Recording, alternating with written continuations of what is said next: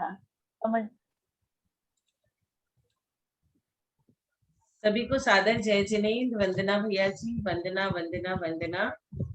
भैया जी हमारे बीच आ गए हैं और पंडित जी भी हमारे बीच आ गए। पंडित जी को पावन वंदना। प्रणाम पंडित जी, सभी बड़ों जय को जय प्रणाम, पंडित जी, सभी को वंदना जय भैया। जिनेंद्र। जय बोलो श्री अनंतानंत सिद्ध परमेष्ठी भगवान की जय। जय श्री ओम नमः सिद्धेभ्य, जय श्री ओम नमः सिद्धेभ्य, जय श्री ओम नमः सिद्धेभ्य। नमो अरहंताणम, नमो सिद्धाणम, नमो आयिरियाणम, नमो उवजायाणम, नमो लोये सव्वसाहूणम। थे ज्ञान सागर गुरु मम प्राण प्यारे, थे पूज्य साधु गण से बुध मुख्य न्यारे। शास्त्रानुसार चलते मुझको चलाते, वंदो उन्हें विनय से सिर को झुकाते, वंदो उन्हें विनय से सिर को झुकाते, पूजो उन्हें विनय से सिर को झुकाते। 1008 श्री सुपार्श्वनाथ तीर्थंकर भगवान की जय। परम पूज्य सिद्धांत चक्रवर्ती नेमिचंद्र चंद्र आचार्य महाराज की जय। परम पूज्य 105 प्रकांड विदुषी आर्यका माता जी श्री आदिमती माता जी की जय। ओम ह्रीम श्री 1008 श्री सुपार्श्वनाथ जिनेन्द्राय ज्येष्ठ शुक्ला द्वादश्याम आज के दिन जन्म कल्याणक तप कल्याणक प्राप्ताय नमो नमः। अभी बहुत सुंदर चर्चा आदरणीय सोनू जैन जी में और सुनीता जैन जी में चल रही थी। लोकांतिक देवों की और सर्वार्थ सिद्धि के अहमियत गुरु की चर्चा हो रही थी। क्या उच्च कोटि के जीवों को आपने जो है स्मरण में लाया है, ये सब बहुत अच्छी बात है। सौधर्म स्वर्ग के पूर्व दक्षिण पश्चिम उत्तर लोकपाल, सौधर्म स्वर्ग के चारों लोकपाल, नशचि इंद्राणी 5 और लोकांतिक देव 6 और दक्षिणेंद्र 7 और सर्वार्थ सिद्धि के अहमेंद्र 8। ये 8 अगले ही जन्म से मोक्ष जाते हैं, वहां से च्युत होकर मनुष्य गति में पुरुष पर्याय में आकर के और शुक्ल ध्यान की अग्नि जलाकर और कर्मेंधन भाव कर्म द्रव्य कर्म नो कर्मों का क्षय करके और मोक्ष चले जाते हैं। बल्कि यह व्यवहार की भाषा है, वो अपने स्वभाव में स्थित हो जाते हैं तो कर्म अपने आप चले जाते हैं। कोई किसी का क्षय नहीं करता, कोई किसी का नाश नहीं करता। क्या समझे? हम जब तक अपने स्वभाव की महिमा नहीं आती है तब तक जीव दूसरे के परपंच में उलझा रहता है। आचार्य श्री ने आज व्हाट्सएप में एक मैसेज आया है, मोक्ष मार्ग भीतर अधिक है बाहर कम। मोक्ष मार्ग भीतर अधिक है बाहर कम। हम जितने ज्यादा बाहर भटकेंगे सब तो खैर अब तो हमने भटकना बंद कर दिया, अपन तो सब 1 2 3 4 5 बहुत से मोक्ष में जाने वाले भव्य जीव हैं, लेकिन जो भटकते ही रहेंगे वो उनका ऐसा ही हाल होगा। हम सब परम आदरणीय ब्रह्मचारी भैया जी जो ज्ञान में ध्यान में तप में अनुभव में बुद्धि में सब में श्रेष्ठ हैं, हमारे ऐसे पंचम गुण स्थान बढ़ती संयमा से गुण स्थान बढ़ती परम पूज्य आचार्य रत्न श्री विद्यासागर महाराज, परम पूज्य वात्सल्य वारिधि आचार्य रत्न श्री वर्धमान सागर महाराज से जिन्होंने 7 प्रतिमा और 2 प्रतिमा के व्रत ग्रहण किए हैं और जिनका ऐसे वंश में जन्म हुआ है जहाँ पर पंच परमेष्ठी भगवान पद में स्थित महाव्रती साधु परम पूज्य सहिष्णु सागर मुनि महाराज और सिद्धांत परम पूज्य प्रभव सागर मुनि महाराज का जन्म हुआ है। जैसे कल भैया जी ने कहा था संतान कमेणा गए आचरण के बारे में बताया था, तो वह अनादि संतति में से संस्कार वैसे रहते हैं। ऐसे सब प्रकार के संतान वाले बड़े वात्सल्य से हमको आगे बढ़ाने वाले परम आदरणीय ब्रह्मचारी भैया जी साहब के श्री चरणारविंदों में हम सब भाई बहन अत्यंत विनय से भक्ति पूर्वक उनके गुणों में अनुरक्त होकर उन्हें सादर स्पर्श सादर प्रणाम सादर पावाडोक सादर वंदना निवेदन करके उनसे विनम्र प्रार्थना करते हैं कि आप हमें भगवान के बारे में भी समझाने की कृपा करें और गौमर साहब कर्म कांड के बारे में भी समझाने की कृपा करें। हम सबकी सादर वंदना स्वीकार करने की कृपा करें और आप नीलाचरण शुद्ध भक्ति आचार्य भक्ति प्रारंभ करके सुपार्श्वनाथ भगवान के बारे में बता करके तो उसके पहले हमको मंगल आशीर्वाद प्रदान करके और हम सबको जो है प्रसन्न करने की कृपा करें, हम सबको आनंदित प्रफुल्लित करने की कृपा करें। परम आदरणीय ब्रह्मचारी भैया जी, श्रीमान केसी जी साक्षी, कोलकाता निवासी, प्लीज रिक्वेस्ट प्रारंभ करने की कृपा करें। ओम नमः सिद्धेभ्यः, ओम नमः सिद्धेभ्यः, ओम नमः सिद्धेभ्यः। ओकारं बिंदु संयुक्तं नित्यं ध्यायन्ति योगिनः कामदं मोक्षदं चैव ओंकाराय नमो नमः। अविरल शब्द घनोग प्रक्षालित सकल भूतल कलंका मुनि विरूपासित तीर्था सरस्वती हरतुनो दुरितान् अज्ञानतिमिरान्धानां ज्ञानाञ्जन शलाकया चक्षुर्मीलितं येन तस्मै श्री गुरुवे नमः। श्री परम गुरुवे नमः। परंपराचार्य श्री गुरुभ्यो नमः। सकल कलशमिन्वंतं श्रेष्ठां परिवर्तकं धर्म संबंधकं वभिजीवने प्रतिबोधकारकं पुण्य प्रकाशकं पापप्रणाशकम् इदं शास्त्रं श्री गोमट सार कर्मकांड नामधेयम अस्य मूल ग्रंथ करता रहे श्री सर्वज्ञ देवा तदुत्तर ग्रंथ करता रहे श्री गणधर देवा प्रतिगणधर देवा तेषां वचनुसार आचार्य आचार्य नेमि चंद्र सिद्धांत चक्रवर्ती देवेन विरस्तम मंगलम भगवान वीरो मंगलम गौतमो गणी मंगलम कुंद कुंदाद्यो जैन धर्मोस्तु मंगलम सर्व मंगल मांगल्यम सर्व कल्याण कारकम प्रधानम सर्वधर्माणां जैनम जयतु शासनम सर्वे श्रोतारः सावधानतया शृण्वन्तु। अथ पौर्वाणिक स्वाध्याय प्रतिष्ठायां पूर्वाचार्यानुक्रमेण सकल कर्मचार्थं वा पूजा वंदनाश्रय समेतं श्री श्रुत भक्ति कायोत्सर्गं करोम्यहम्।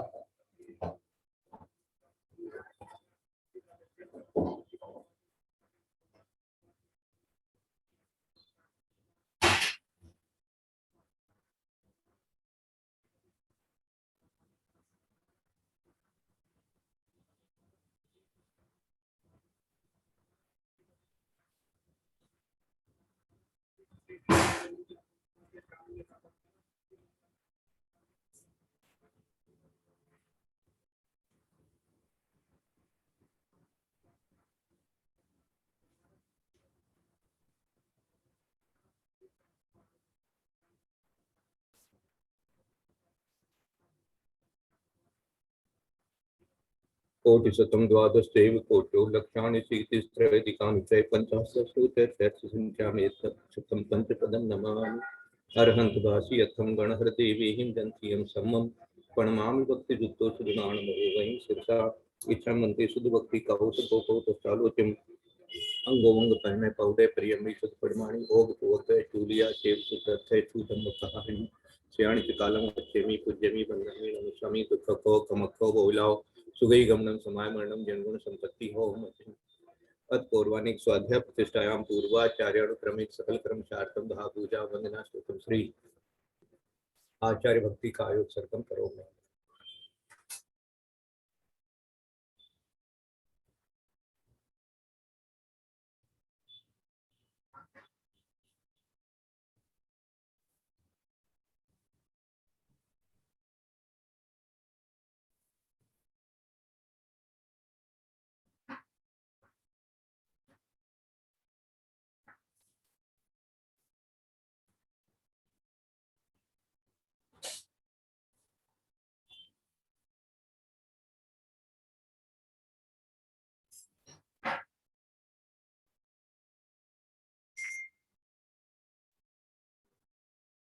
श्रुत जलधि पारगे परमत विभावना पटुमति सूत चरित तपोन दिव्यो नमो गुरुभ्यो गुण गुरुभ्य छत्तीस गुण समग्र पंचवी आचार करण चंद्र श्रेष्ठानुद्य कुश्रेदमार्य सदा वंदे गुरु भक्ति शन्यमेणिये तरंति संसार सारं घोरं चिणपि अततं मजं मरणं न पावेन्ति ये नित्यं व्रतमन्त्रों निर्ता ध्यानाग्नि होता बलहा कर्मादिरता तपो वंदना साधु प्रिया साधु शीलप्रावरणागुण सहनाचंदार्क तेजोदिका मुख द्वार कपाट पाटन घटा प्रेम तुमाम साधु है गुरु है कांतो नित्य ज्ञान दर्शन नायका चारित्राणम गंभीरा मोक्ष मार्गोपदेश गय इच्छा बनते आर्य भक्ति काउशको को तसालोक्यम सम्मणान सम्मदर्शन सम्मचक्ति काणम कंत्रिया चारणम आरणम आराधि सुदृणानम देशानम वज्ञानम तीरण गुण पालन र्याणम सदस्वान स्याण कालम अत्यमी पूज्यमी बंदामी नमस्वामी दुख कौ कमखौ कोइलाओ सुबह गमनम समाननम जनगुण संपत्ति सर्वमोक्षम कर्णमीय शिरसाणेमिं पुण्यरयण विभूषणं महावीरं समत्तरेण निलयं कैडितं मुक्तितणं गोक्षम्। बोले देवादिदेव नेमिनाथ भगवान की जय। बोले देवादिदेव महावीर भगवान की जय। बोले आचार्य नेमिचंद्र सिद्धांत चक्रवर्ती गुरुदेव की जय। बोले आचार्य गुरुवर विद्यासागर महाराज की जय। बोले आचार्य गुरुवर वर्धमान सागर महाराज की जय। सरस्वती नमस्तुभ्यं वरदे कामरूपिणी विद्यारंभं करिष्यामि सिद्धिर्भवतु मे सदा। बोले द्वादशांत जय बोलो परम पूज्य आचार्य कल्प 108 श्री श्रुत सागर जी महाराज की जय। परम पूज्य मुनिवर 108 श्री अंतरात्मा सागर जी महाराज की जय। परम पूज्य मुनिवर 108 श्री सहिष्णु सागर जी महाराज की जय। परम पूज्य मुनिवर 108 श्री ज्ञानी ध्यानी तपस्वी सिद्धांत वेत्ता भैयावृत्तिशील मुनिवर श्री प्रभव सागर जी महाराज की जय। भारतवर्ष में विराजमान समस्त आचार्य उपाध्याय साधु प्रमेष्टि भगवंतों की जय। समस्त आर्यका माता जी की जय। समस्त एलक जी महाराज, समस्त शुल्लक जी महाराज, समस्त शुल्लिका जी माता जी की जय। समस्त चतुर्वेद संघ की जय। हम सभी भाई बहन सिद्ध भक्ति, श्रुत भक्ति, योगी भक्ति, आचार्य भक्ति पूर्वक समस्त आचार्य उपाध्याय साधु प्रमेष्टि भगवंतों के श्री चरणारविंदों में सादर नमोस्तु, सादर नमोस्तु, सादर नमोस्तु निवेदन करते हैं। परम पूज्य समस्त आर्यका माता जी के श्री चरण कमलों में सादर वंदामि, सादर वंदामि, सादर वंदामि। परम पूज्य 105 एलक जी महाराज, 105 शुल्लक जी महाराज, 105 शुल्लिका जी माता जी के श्री चरण कमलों में सादर इच्छामि, सादर इच्छामि, सादर इच्छामि। भारतवर्ष में विराजमान समस्त भैया जी को, समस्त दीदी जी को सादर वंदना, सादर वंदना, सादर वंदना। उदासीन आश्रम श्री पारसनाथ में विराजमान ब्रह्मचारी भैया जी श्रीमान पंकज जी इनके श्री चरणार बिंदु में सादर वंदना, सादर वंदना, सादर वंदना। प्रत्यक्ष हमको मोक्ष मार्ग में प्रतिक्षण आगे बढ़ाने वाले परम आदरणीय भैया जी श्रीमान केसीदीन साहब के श्री चरण कमलों में हम सब भाई बहनों की तरफ से भक्ति पूर्वक आपके मंगल आशीर्वाद की प्रतीक्षा करते हुए सादर वंदना, सादर वंदना, सादर वंदना। सबके लिए बहुत बहुत मंगल आशीर्वाद है। पापम क्षयतु, दर्शन विशुद्धिर्भवतु, धर्म वृद्धि भवतु, क्षाय क्षमित्व भवतु, आनंद भवतु। सबके लिए बहुत बहुत आनंद की भावना। अखाणम अनुभवणम वेयणीयं सुहसरूवं सादम दुख स्वरूपम सादम तम वेदनीति वेदनीयम। ये 14वीं गाथा आज अपन शुरू करें। अखाणम, अख कहते हैं इंद्रियों को, तो अखाणम माने इंद्रियों के द्वारा। अनुभवणम, अनुभवणम अनुभव करना, इंद्रियों द्वारा अपने रूपादि विषयों का अनुभव करना। वेयणीयम सुहस रूवयम सादम, उसमें सुख रूप सुहस, सुहस, सुहस माने सुख, सुख रूप से अनुभव करना इज इक्वल टू साता वेदनीय, और दुख रूप से अनुभव कराना इज इक्वल टू अशाता वेदनीय कराना। अब ये उसका काम है। अतः सुख दुख का जो अनुभव करावे वह वेदनीय कर्म है। अब सुख दुख का अनुभव करावे, करे कौन? करता तो आत्मा है, करता तो आत्मा है। तो अब वो कराता है और हम नाचते हैं, वो डमरू बजाता है और हमको नाचना पड़ता है। फिर देखो विशेषार्थ में क्या दिया है, वेद्यत इति वेदनीयम, अर्थात जो वेदन अनुभवन किया जावे वे वेदनीय है। दुख का प्रतिकार करने की कारणभूत सामग्री को मिलाने वाला और दुख के उत्पादक द्रव्य कर्म की शक्ति का विनाश करने वाला साता वेदनीय है। और सुख स्वभाव वाले जीव को दुख उत्पन्न करने वाला और दुख के प्रशमन करने से कारणभूत सामग्री का उपसारक असाता वेदनीय। कौन है भाई ये डमरू बजाने वाला कौन है, ये नाचने वाला कौन है? ये तो पता लग रहा है, मैं नाच रहा हूं, लेकिन डमरू किसने बजा दिया, ये नचाया किसने? ये वेदनीय कर्म है। ये 24 घंटा इसी का माला जपते रहते हैं हम लोग, इसी के अंदर में घुले मिले रहते हैं। तो इस प्रकार का ये असाता वेदनीय है। अखाणम अनुभवणम। अब ये जो इंद्रियां हमारे साथ में लगी है इनके कारण से ये अनुभव होता है। यदि इंद्रियां नहीं हो या इंद्रियों का काम जो है मंद कर दिया जाए, इसलिए क्या दिया गया है 28 मूल गुण में, पंच इंद्रिय विजय। और निर्जरा जब भावना बनाई है, पंचेंद्रिय विजय, धार निर्जरा सार 14 राजो संगत लोक इत्यादि वो सारा आएगा पर भावना। ये इंद्रियों जो है ये साता वेदनी और असाता वेदनी का कारण बनती है, इसलिए यहां से शुरू किया इन्होंने इस गाथा को। देखो ये सारी गाथाएं पढ़ करके अपने को इन कर्मों के बारे में जानकारी रहनी चाहिए, है ना। इनका भेद प्रभेद जानना, इनका अर्थ जानना, ये तो ठीक है, ये तो पढ़ाई है, लेकिन इस पढ़ाई को अपन अपने अंदर में उतारे कैसे? अपने अंदर में उतारने के लिए इन गाथाओं का प्रयोग करना है। हाँ, और तो गाथाओं को याद करना वगैरह ये तो हो रहा था, ये हो रहा है, हो गएगा, ये तो होना ही चाहिए, इसमें तो अब कोई माने अपने को पूछने की जरूरत ही नहीं है। अब तो इन गाथाओं का जो भाव है वो हमारे अंदर में आत्मसात कैसे हो जाए, कैसे उसका अनुभव हमारे को दिन रात बने, क्योंकि ये जितना भी वेदनीय कर्म है ये सबसे ज्यादा द्रव्य पाता है। हाँ, जब हम आगे पढ़ेंगे तो मिलेगा अपने को कि जितना अपने को जो 8 द्रव्यों में, जो 8 कर्मों में जो बंटवारा होता है, जिसमें से आयु कर्म में तो कभी कभी ही होता है, बाकी 7 कर्मों में तो प्रति समय होता है, उसमें से सबसे ज्यादा द्रव्य वेदनीय कर्म को मिलता है। अब सबसे ज्यादा वेदनीय कर्म को मिलता है और ये उदय भी बहुत जल्दी जल्दी आता है। उदय भी बहुत जल्दी जल्दी आता है भैया।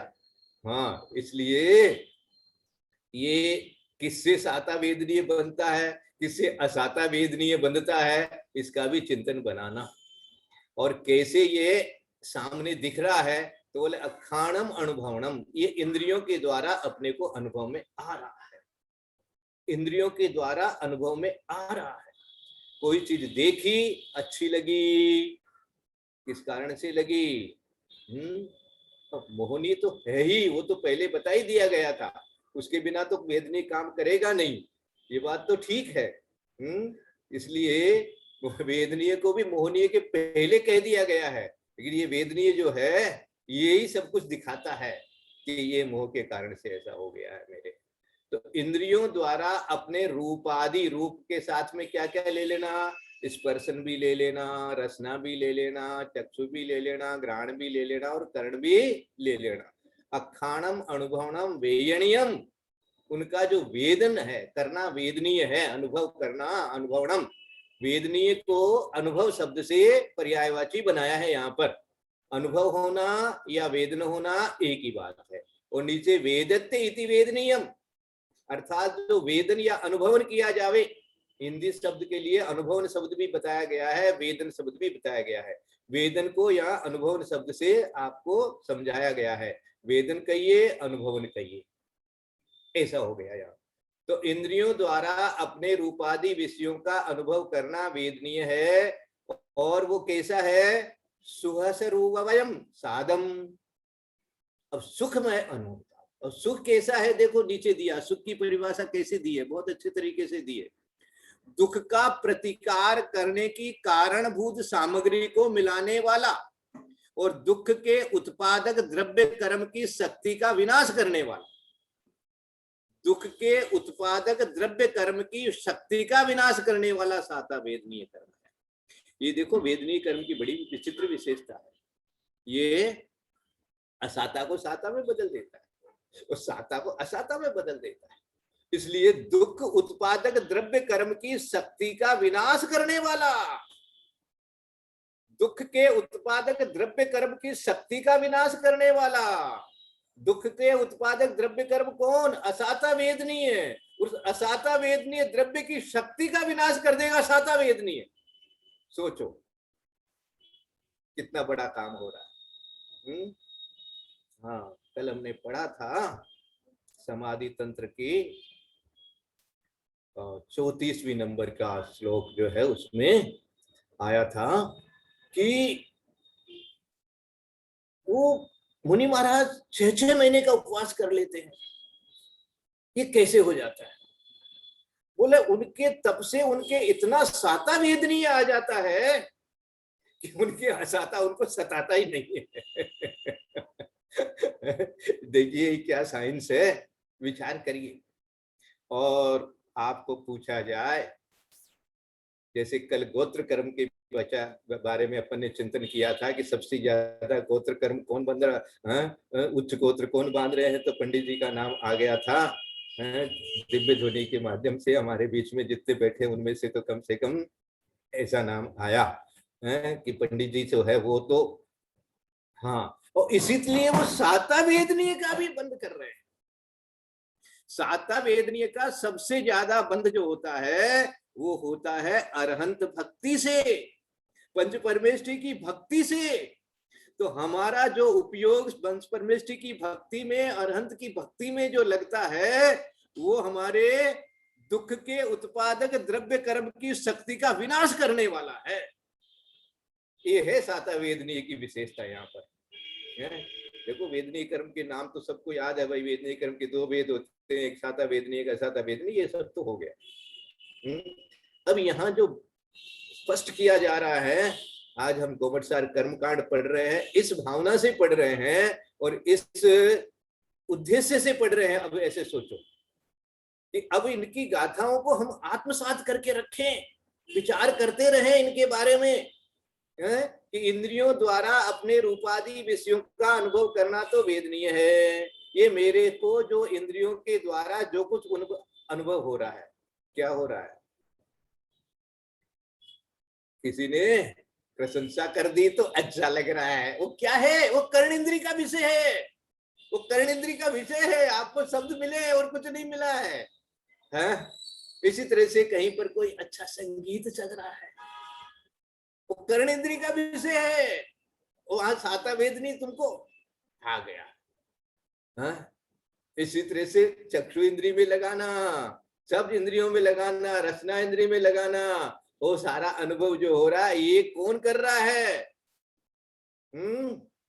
आज सुपार्श्वनाथ भगवान का तप कल्याणक और दीक्षा कल्याणक है, और हमको जन्म कल्याण, हाँ सॉरी, दीक्षा कल्याणक तो है ही है, जन्म कल्याणक और दीक्षा कल्याणक, हाँ, जन्म कल्याणक और दीक्षा कल्याणक। दीक्षा कल्याणक कहिए, तप कल्याणक कहिए, एक ही बात है। दीक्षा कल्याणक का महत्व ज्यादा आता है मुझे हमेशा, जन्म कल्याणक का तो है ही है, महत्व है ही है, लेकिन दीक्षा कल्याणक जो है वो अभी लोकांतिक देवों की बात हो रही थी।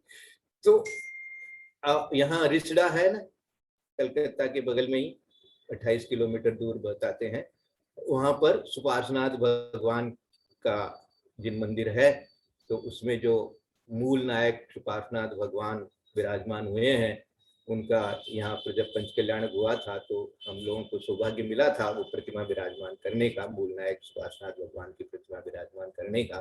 इसलिए सुपार्श्वनाथ भगवान की मुझे विशेष आराधना रहती है मन में हमेशा। सुपार्श्वनाथ भगवान की स्तुति करते हुए समंत भद्र स्वामी कहते हैं, अजंगम अजंगम एनि यंत्रम यथा तथा जीवतम शरीरम विपत्सु पूतिक्षयतापकम च स्नेहो वृतातिर्हितम तुमाख्य। आपने ये कहा था, अजंगम अजंगम एनि यंत्रम, ये मशीन है, इस मशीन को चलाने वाला कौन है? एक कान एक मशीन है, आंख एक मशीन है, इतनी बढ़िया बढ़िया मशीनें इंस्ट्रूमेंट बना करके एक ये शरीर तैयार किया गया है भाई। अजंगम अजंगम ये नहीं यंत्रम, ये यंत्र है, अब इसको चलाने वाला जो आत्मा बैठा है। कल परसों एक प्रवचन में आचार्य श्री बोल रहे थे, इतना टन टन भरा लोड जो बोलते थे पहले, तो आजकल तो ट्रक बोल रहे हैं, और भी जो भी बोल रहे हैं, पहले तो लोड ही बोलते थे हम लोग। ट्रक होता है तो उसको एक दुबला पतला ड्राइवर चलाता है, और पूरा जिधर जरा सा करता है तो उतना पूरा सामान जो है वो उधर मुड़ना पड़ता है। और बता रहे थे कि टायर में हवा, वो हवा कमती बेसी हो जाए तो भट्ठा बैठ जाता है पूरी गाड़ी का। हाँ, तो वो हवा की भी इंपॉर्टेंस है, ऐसे बता रहे थे। तो भैया ये वेदन कौन कर रहा है? ये वेदन अंदर में बैठा हुआ आत्मा कर रहा है, और कारण उसके बन रहे हैं इंद्रियां, और उनका भी कारण बन रहा है वेदनीय कर्म। ये वेदनीय कर्म है, कर्म पर है, कर्म पर है, कर्म पर है। ऐसा चिंतन बनाने से हमेशा वेदनीय कर्म का प्रकोप ढीला पड़ जाता है।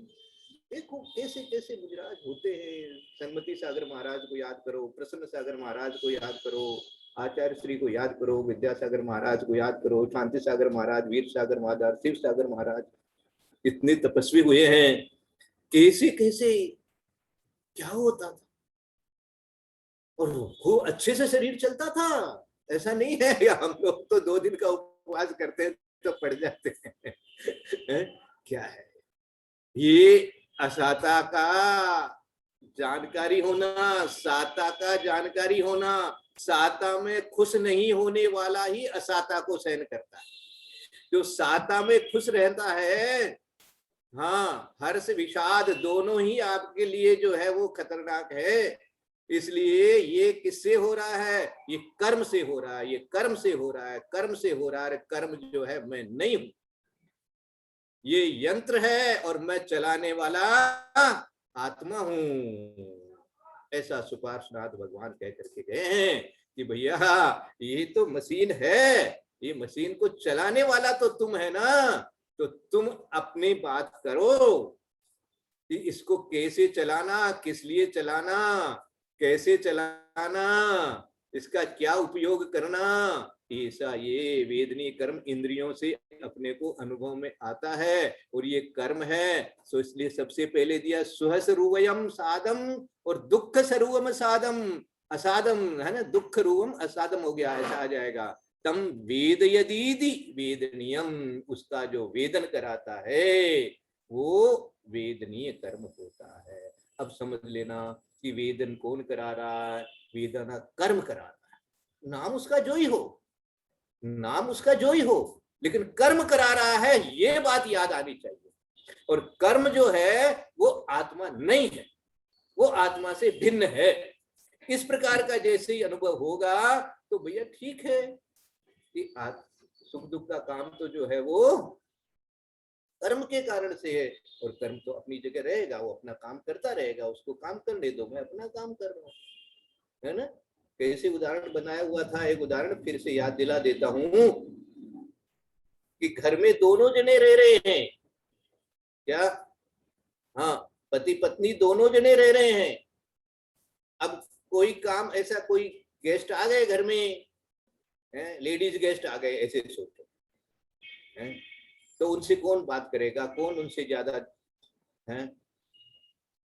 लेडीज लोग करेगी घर की, और हम लोगों को क्या करके तो इनका काम है, अपने को क्या, अपने अपना काम करो, ऐसा सोचते हैं ना। इसी तरह से मान लो कोई जेंट्स लोग आ गए, तो जेंट्स लोग वो लोग बात करेंगे, अपना उनका काम है, अपने तो अपना काम करो। समझ में आया? ऐसा विचार होता है ना। ऐसे ही विचार कर्म के लिए कर लो। मुझे ये उदाहरण बहुत अच्छा समझ में आने लग गया। कर्म के लिए करिए, कर्म के लिए आया, कर्म से काम हो रहा है। कर्म मेरा काम थोड़ी है इसमें, मेरा काम तो आत्मा को पहचानने का है, आत्मा में रहने का है, ज्ञान दर्शन है, उसमें ये बड़े बड़े दुख कष्ट सहन लेते हैं, सहन कर लेते हैं। इस प्रकार का ये वेदनीय कर्म है। थोड़ा चिंतन भी करा दिया मैंने आपको, यद्यपि ये तो गाथा ही पढ़नी है, यहाँ तो कोई विशेष बात और है नहीं। अखाणम अनुभवनम वेणीयम सुहसरूवयम साधम दुख स्वरूपम साधम तम वेदयदीदि वेदनीयम। इंद्रियों द्वारा अपने रूपादि विषयों का अनुभव करना वेदनीय है। उसमें सुख रूप से अनुभव कराना साता वेदनी, दुख रूप से अनुभव कराना असाता वेदनी का काम। और सुख दुख का जो अनुभव करावे वो वेदनी कर्म है। अब उसका, क्योंकि हर कर्म का अपना अपना काम है, हर कर्म का अपना अपना काम है, और पहले अपन पढ़ चुके हैं कर्म तो कर्म ही है, वो एक ही है, हैं? ये तो कहे जा रहे हैं कि उसके अंदर में अलग अलग तरह का गुण है, ऐसे ऐसे प्रकृतियां अलग अलग तरह की होती है, इसलिए उनके लिए अलग अलग काम करने का बंटवारा बनाया गया है।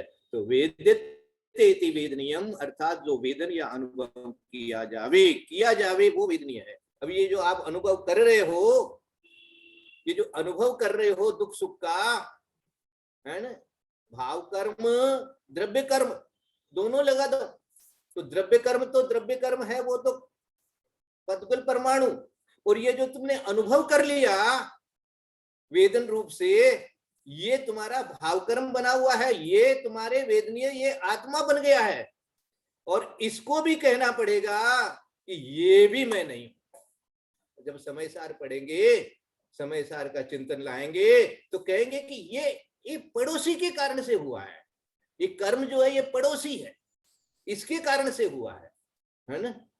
कैसे? जैसे अब अपने उदाहरण को चिंतन करो, मान लीजिए जैसे जेंट्स गेस्ट आए थे, हैं, और कुछ गंदगी करके चले गए घर में, तो आप क्या कहोगे? ये आपके गेस्ट आए थे ना, ये लोग करके चले गए। तो इसी तरह से ये कहो कि ये कर्म करता है, ये कर्म करता है, हम लोग नहीं किए, आत्मा नहीं करता है ना। तो वेदन अनुभव किया जावे वह वेदनी है, तो ये वेदन भी जो हुआ है, गंदगी तो हुई है घर में, गंदगी तो आत्मा में हुई है, लेकिन ये इसके कारण से हुई है। ऐसा भेद ज्ञान भी जबरदस्त अपने ज्ञान में पड़े रहना चाहिए। दुख का प्रतिकार करने की कारणभूत सामग्री को मिलाने वाला और दुख के उत्पादक द्रव्य कर्म की शक्ति का विनाश करने वाला साता वेदनीय है। अब ये जो वेदनीय कर्म के साथ में और साता और विसात असाता का जो विचार करना है अपने को, तो साता तो क्या है, असाता क्या है, तो समझ लो कि जो कुछ हमें सुख जैसा अनुभव हो रहा है, यद्यपि वो सुख क्या है, दुख का प्रतिकार करने की कारणभूत सामग्री को मिला दिया, और दुख के उत्पादक द्रव्य कर्म की शक्ति का विनाश करने वाला ये साता वेदनी क्या हुआ हमारा, कि दुख का प्रतिकार हो गया, माने दुख नहीं होने दिया, हमको दुख नहीं होने दिया। अब सोचो, जिसके बुखार में भी जब साता वेदने का उदय होता है, तो पहले 104 थी, अब 100 हो गई, अब वो 100 हो गई, तो दुख का प्रतिकार करने की कारणभूत सामग्री को मिलाने वाला और दुख के उत्पादक द्रव्य कर्म की शक्ति का विनाश करने वाला, इस समय समझो तुम्हारे साता वेदनी आ गया है। हाँ, यद्यपि जो बुखार 100 है वो तो बुखार ही है, असाता ही है, लेकिन तुमको तो जो 104 जो था वहां से उतार के 100 में ले आया, 99 में ले आया, तो ये ऐसे हो जाता है। उस आता वेदनी कर्म ऐसे कर देता है अपने को, और उस समय क्या करते हैं, उस समय खुश होते हैं, कुछ नहीं, ये बुखार तो चलो चला जाएगा। और सुख स्वभाव वाले जीव को दुख उत्पन्न करने वाला, अब इसमें देखो दुख उत्पन्न करने वाला के पहले क्या लिखा है, इसको भी चिंतन करके रखो। सुख स्वभाव वाले जीव को, जीव कौन है, मैं कौन हूं, मैं सुख स्वभाव वाला हूं, सुख स्वभाव, मेरा स्वभाव तो सुख है, दुख का तो कहीं काम ही नहीं है, है ना। एक जगह परिभाषा बनी दुख की, बोले दुख किसे कहते हैं, बोले दुख नाम की कोई चीज है ही नहीं। तो क्या है, बोले सुख की कमी का नाम दुख है। दुख नाम की चीज है ही नहीं, स्वभाव में ही नहीं है हमारे पास। दुख तो आपका डिक्शनरी का शब्द है, मेरे पास तो डिक्शनरी में है ही नहीं दुख शब्द, मेरे तो पास सुख ही शब्द है, और सुख की कमी हो जाती है इसलिए उसको दुख कहते हैं। कहने वाले लोग, समझने वाले लोग उसको दुख समझते हैं, वास्तव में तो वो तो सुख है, सुख कम हो गया इसलिए दुख कहलाता है। तो ऐसा विचार करना, इसलिए सुख स्वभाव का यहाँ पर वर्णन इन्होंने किया है कि सुख स्वभाव वाले जीव को दुख उत्पन्न करने वाला और दुख के प्रशमन करने में कारणभूत सामग्री का अपसाधक, अपसाधक, अपसाधक शब्द दिया है, ये असाता वेदनीय कर्म है ना। इसको दुख उत्पन्न करा देगा और दुख के प्रशमन करने में कारणभूत सामग्री का अपसाधक, मानी दुख को मिटाने का कोई भी साधन हो उसका अपसाधक है, उसको नहीं आने देगा। अपसाधक मानी नहीं आने देगा, मानी जैसे डॉक्टर को नहीं आने देगा, कोरोना है वो भी नहीं आएगा। तो ये हमारा दुख के प्रशमन करने में कारणभूत सामग्री हो सकती थी, दवाई हो सकती थी, डॉक्टर हो सकता था, और कोई सगा संबंधी हो सकते थे, उनका अपसाधक हो गया। किस लिए हो गया? ये मेरे असाधा वेदनीय कर्म के कारण से हो गया। तो ये असाधा कर्म को इस तरह से डिफाइन किया गया, इस तरह से परिभाषा बताई गई है कि जो दुख के प्रशमन करने में कारणभूत सामग्री का अपसाधक है ना, दो नेगेटिव दे दिया है ना, इस तरह से। तो दुख को मिटा नहीं पा रहे हैं, इसलिए वो असाता वेदनीय कहलाता है। ये साता वेदनीय असाता वेदनीय की बात अपने को आज मिल गई, समय भी हो गया। ठीक है, एक गाथा काफी है, दूसरी गाथा कल से अपन और ले लेंगे, फिर दो तीन गाथा, दो तीन गाथा रोज लेना ठीक रहेगा, क्योंकि ग्रंथ बहुत बड़ा है आज के लिए। यदर्थ मात्रा पदिवाक्यहीनम मया प्रमादादि किंचनोक्तम तन्मे क्षमित्वा विदधातु देवी सरस्वती केवल बोध लब्धिं बोधि समाधि परिणाम शुद्धि स्वात्मोपलब्धि शिव सोक्ति सिद्धि चिंतामणिं चिंतित वर्तमाने त्वां वंदनामर्च महास्तु देवी। जावाणी के ज्ञान से सूझे लोकालोक, सोवाणी मधुमो सदा दे तुमो ये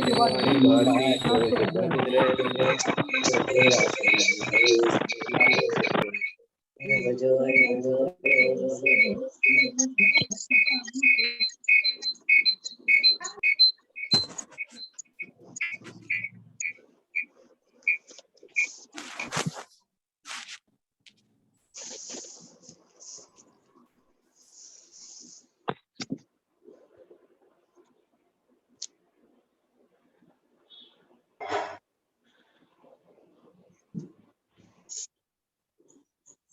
निद्रय भैया जी को वंदना और सबको जय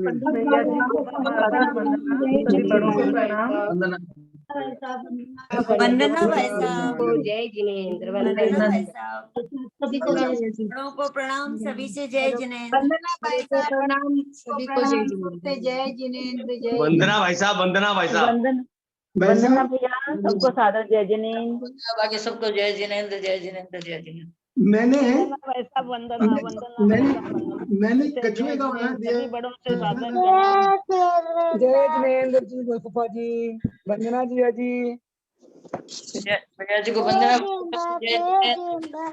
सबको जय जिनेंद्र। हाँ और सब बात म्यूट है भाई। वंदना भाई साहब, वंदना वंदना, पंडित जी प्रणाम, सबको सादर जय जिनेंद्र। देवीचंद भाई साहब प्रणाम। प्रणाम दीदी, ललिता जी प्रणाम जी। पंडित जी को वंदना, बाकी सब पंडित जी को प्रणाम, बाकी सबको जय जिनेंद्र। भाई साहब आज म्यूट है। सभी को जय जिनेंद्र। उल्टा हो गया। अच्छा, नहीं ललिता दीदी कुछ बोलेंगी? वंदना जी। हाँ,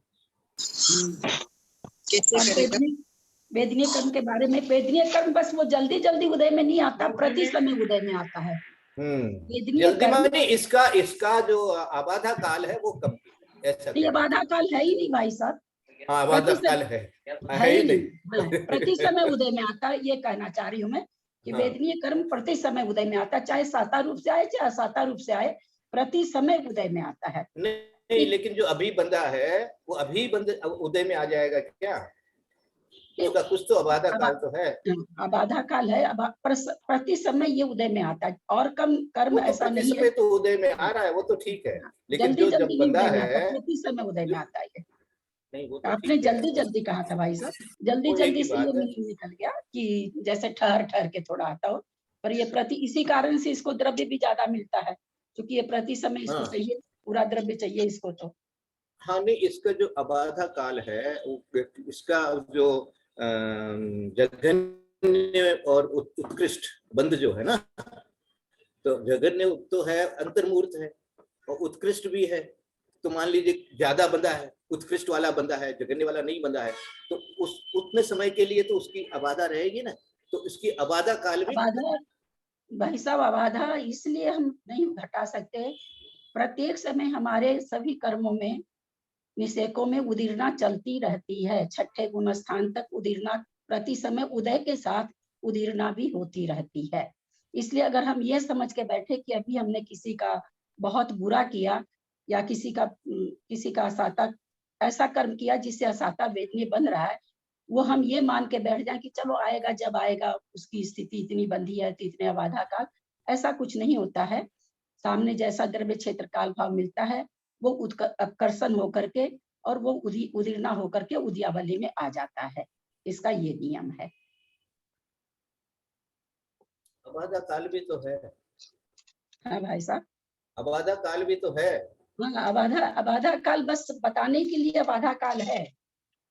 अपने जब आगे पढ़ेंगे कर्मकांड जी में तो आएगा, बस अबाधा काल है। सारे निषेक हमेशा उदीर्णा जो हो रही है, उदीर्णा का सबसे उदीर्णा में ये प्रश्न किया गया कि आप उदीर्णा बताते हो तो उदीर्णा होने के लिए तो पहले अपकर्षण होना जरूरी है, और आप बोल देते हो एक आवली के बाद उदीर्णा हो सकती है। अभी जैसे कोई कर्म बांधा हमने 8 बजे, 8 बजे के बाद 8:01 आवली के बाद वो कर्म उदय में उदीर्णा रूप होकर के आ सकता है। आ सकता है, आ सकता है, आता ही है, ये तो जरूरी नहीं है। हाँ, बस ऐसे समझ लीजिए आप कि हम लोग के आता ही रहता है। इस चीज को आप घटा सकते हैं कि आता ही। अब इसको प्रश्न खड़ा किया गया कि आपने जो एक आवली के बाद उदीर्णा बता दी तो अपकर्षित कब हुआ? पहले अपकर्षित होगा, जो आप अबाधा काल के लिए कह रहे हैं भाई साहब, वो चीज मैं पकड़ाना चाह रही हूँ। पहले अपकर्षित होगा तब तो उदीर्णा होगी। तो धवला जी में आचार्य वीरसेन स्वामी कह रहे हैं अपकर्षण और उदीर्णा एक साथ चलती है। अपकर्षण और उदीर्णा, ऐसा नहीं कि पहले अपकर्ष करके हम नीचे लाए फिर दूसरे समय में उदीर्णा हुई, ऐसा नहीं होता है।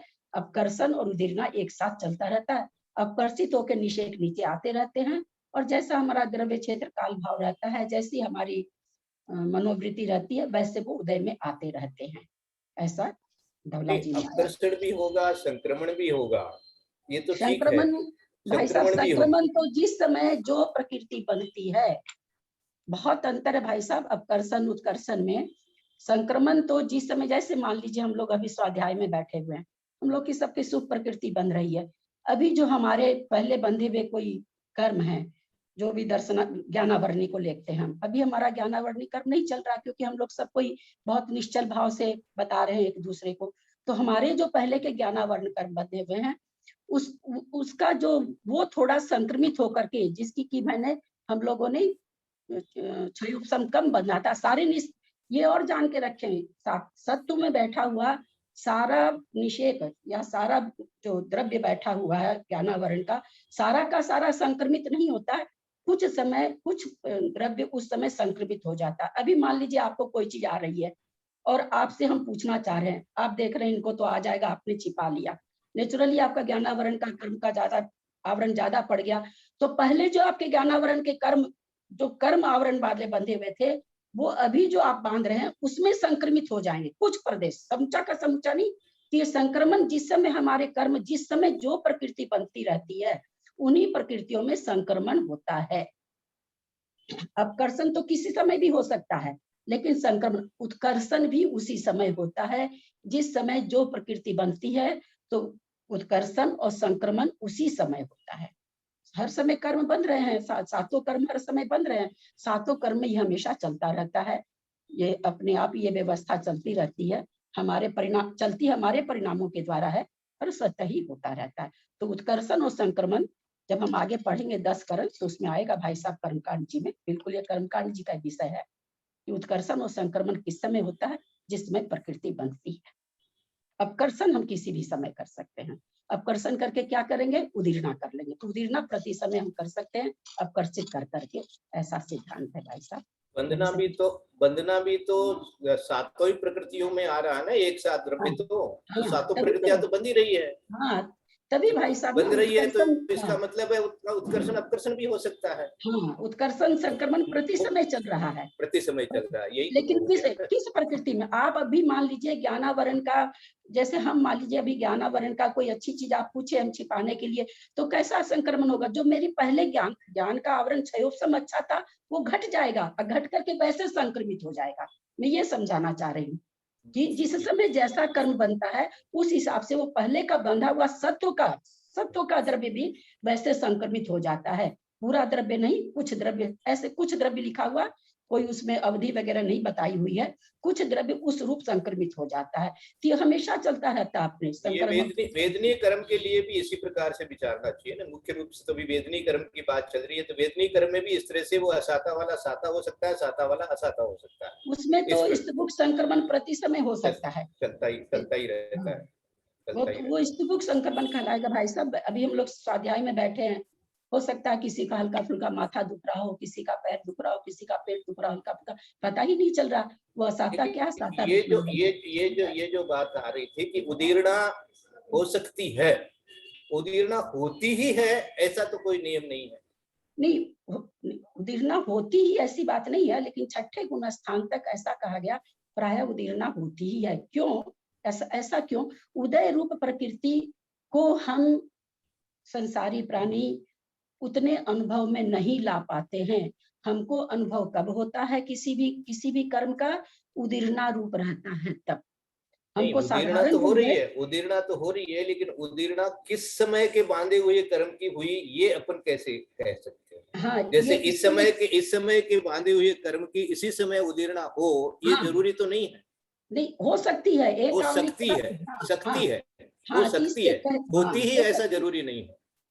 जरूर उदीर्णा किसी भी समय एक आवली, अभी कर्म बांधे एक आवली के बाद उसकी, अगर उस कर्म की हो रही है तो जिस कर्म को आपने बांधा, हमने बांधा, एक आवली के बाद वैसा ही कर्म आ रहा है उदय में, तो वो अपकर्षित होकर के उदय में आने लगेगा। जबकि एक आवली के बाद निषेक रचना भी हो जाती है, निषेक रचना भी एक आवली के बाद हो जाती है ऑलरेडी, लेकिन फिर भी थोड़ा थोड़ा द्रव्य ऊपर से लेते लेते, ऐसा नहीं कि जैसे मान लीजिए 8 बजे हमने कर्म बांधा, 8 बज के एक आवली में उदीर्णा हुई, तो ऐसा नहीं है कि 8 बज के दो आवली में जो निषेक पड़ा था वो उसकी उदीर्णा हुई, ऐसा नहीं होता है। ऊपर से थोड़े थोड़े थोड़े थोड़े थोड़े थोड़े थोड़े आते हैं। ऐसा कभी नहीं होता है कि एक स्थान पूरा खाली हो जाए, उसके निषेक उदीर्णा में आ जाए पूरे के पूरे, ऐसा किसी को भी नहीं होता है। ऊपर से थोड़े थोड़े निषेक आते, कोई स्थान खाली नहीं होता है। कितनी भी उदीर्णा हो, कोई स्थान खाली नहीं था। स्थान खाली स्थिति कांडक घात, अनुभाग कांडक घात से ही होती है।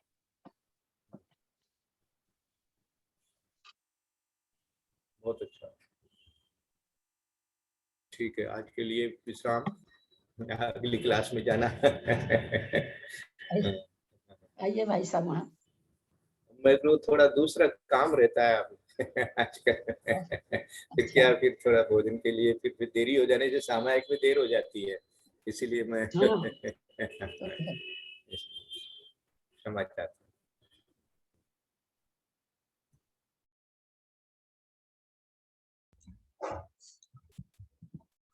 सभी को शुभ दिवस। मिलते हैं कल 9 बजे।